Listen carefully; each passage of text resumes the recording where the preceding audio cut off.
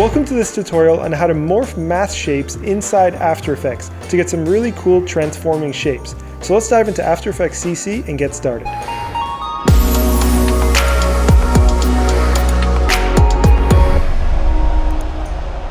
Alright, with After Effects open, I have a composition created. This one is 1080p at 23,976 frames with a duration of 10 seconds. And as I showed you at the beginning, this is what we're going to be creating today. It's going to be a square shape that transforms into a circle and then transforms into a star. It's a really fun effect to do. It does have its limitations, but if you're looking to transform part of a logo, so you have a shape of something that transforms into a different thing that's within your logo, this is a great option, and it doesn't take that long to complete. So let's delete this and we'll start over from scratch. So let's go to Layer, New, Solid. We'll pick a color that we want.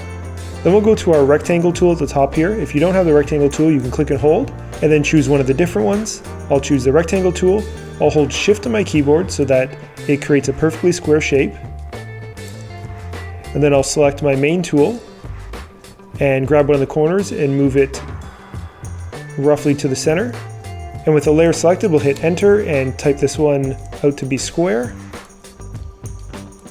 We'll turn that layer off. We'll hit New, Solid. We'll create a circle, so we'll go to the ellipse tool. We'll hold Shift again. Go back to the selection tool. Again, put it roughly in the center. Rename this one to Circle.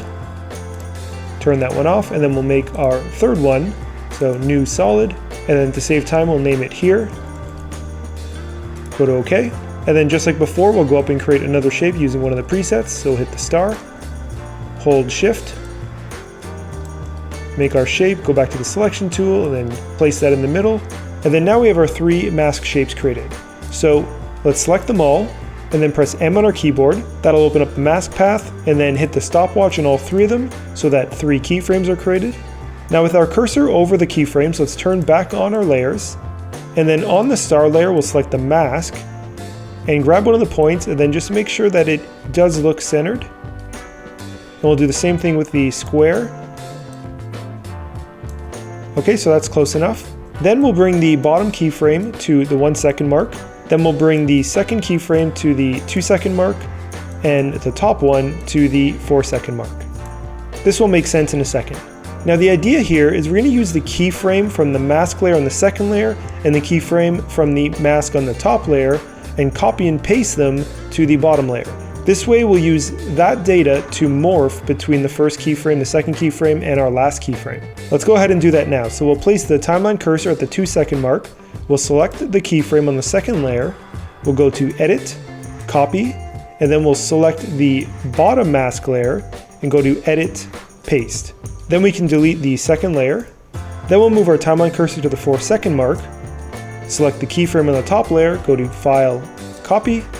Select the bottom mask layer again and go to Edit, Paste. Now we can delete the top star layer, and it's as simple as that. So we're not quite done yet, but right now you have the mask going to the circle, and then right away it starts transitioning into the star.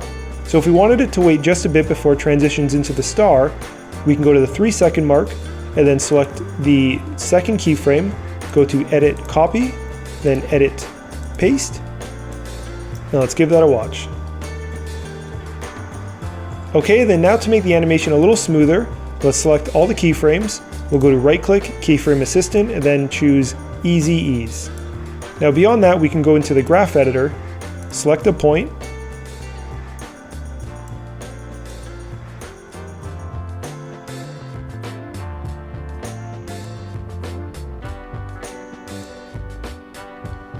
Alright, let's get out of the graph editor and give that a watch. Alright, that's looking great. Now let's move the second keyframe to 1 second and 12. Then we'll bring the third keyframe to 2 seconds. And then the last keyframe to 2 seconds and 12 frames. So by moving the keyframes around and by playing with the graph editor, you can get some really dynamic, cool looking morphing animations. And we can even take this a step further by creating a loop. Let's move all of these keyframes. We'll select the first keyframe, go to Copy, Paste, And then at 2 seconds 12, we'll grab our fourth keyframe, go to copy and paste, and therefore that stays on screen a little longer because it's a duplicate. And then at 3 seconds, we'll hit N on our keyboard, and then give it a preview. Alright, so just like that, within a few minutes, we can create some really dynamic, cool looking morphing animations. Alright, so that's it for this video on how to morph mask shapes inside After Effects CC by copying keyframes. It's a pretty straightforward technique, but it does work pretty well. If you liked the video, give it a thumbs up and subscribe for more videos from us in the future. We'll see you next time.